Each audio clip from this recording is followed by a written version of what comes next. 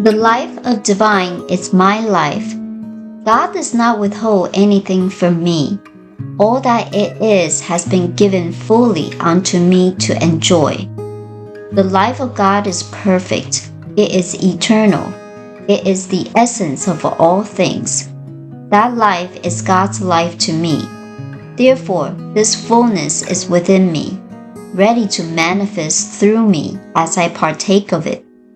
Since I am self-choosing, even though divinely endowed, I partake of my divinity only as I let it through. I am always, everywhere, in the midst of plenty. I know that I live in a changeless reality. I am not disturbed by the passage of time, the movement around me, nor the variations of experience I go through. Something within me remains immovable and says, "Be still and know that I am God." I now consciously begin to draw upon the life that is mine.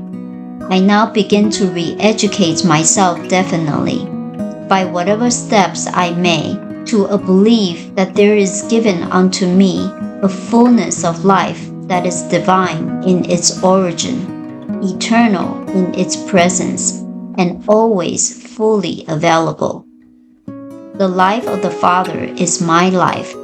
The infinite richness of the Father is mine to enjoy. The vital good health, the wisdom, the peace of the Father are mine. All things that proceed from Him may be mine. I now claim them. The act of taking is my right and privilege. I exercise it now intelligently and in full faith.